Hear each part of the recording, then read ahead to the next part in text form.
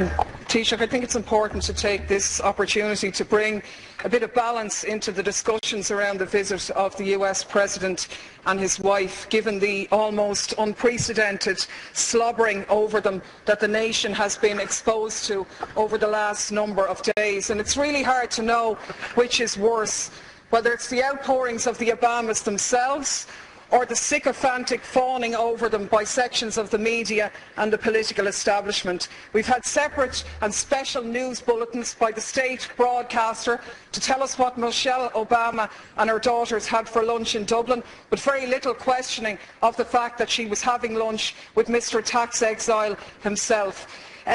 We had very little challenging of the fact that she's glad to be home, a country that she's been in less than a week and that her husband has very tenuous links in. And of course, the biggest irony of all, the protestations of Obama himself in his speech to the children in Northern Ireland about peace, when he said, "Those who choose a path of peace, I promise you that the United States of America will support you every step of the way. We will be the wind at your back." Now I ask you, is this person going for the Hypocrite of the Century award? Because we have to call things by their right names. And the reality is that by any serious examination, this man is a war criminal. He has just announced his decision to supply arms to the Syrian opposition, including the jihadists, fueling the destabilisation of that region and continuing to undermine secularism and knock back conditions for women.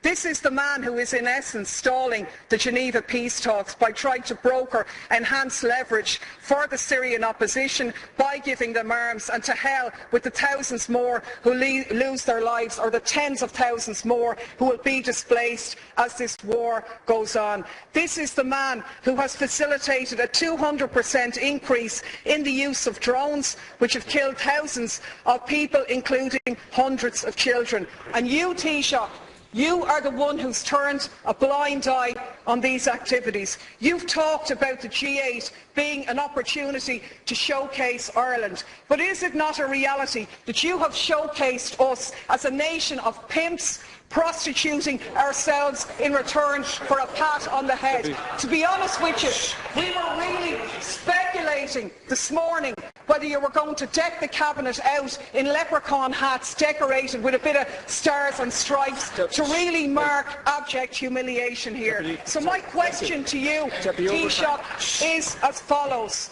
What steps are you going to take to follow in the correct statements and the correct decision of your colleague Taoiseach Eamon Gilmore, who voted against the lifting of the arms embargo in relation to Syria? What steps are you going to take to ensure that no weapons for Syria are going to go through Shannon in breach of our international laws on neutrality? What steps are you going to take to showcase this country not as a lapdog of US imperialism, but as an independent nation with an independent foreign policy which takes a lead in international diplomacy to outlaw the use of drones, the favourite method of extermination of your friend Mr. Obama? On the Taoiseach. Thanks, Ceann Comhairle. Of course I said nothing about the Northern Ireland peace process, a process which everybody supports, but is not one that gives you a licence to do whatever you like anywhere else around the globe. There isn't much peace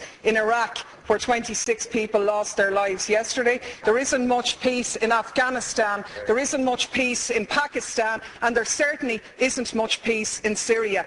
And the side I'm on in Syria is the one, and what I agree with is the statement by Oxfam, where Oxfam said sending arms to the Syrian opposition won't create a level playing field. Instead, it further risks fueling an arms free-for-all, where the victims are the civilians of Syria. Our experience tells us that the crisis will only drag on for longer if arms are poured in. And that's in essence what the Americans have done here. I can only take from your non-answer to the question that you were asked is that you're going to take no steps to ensure that those arms will not be sent through Shannon in breach of our neutrality. You said here last week no arms ever came through Shannon. How do you know that, seeing as no investigations take place? The reality is in 2012, 548 US planes landed in Shannon. How do you know what was on them if you haven't examined them?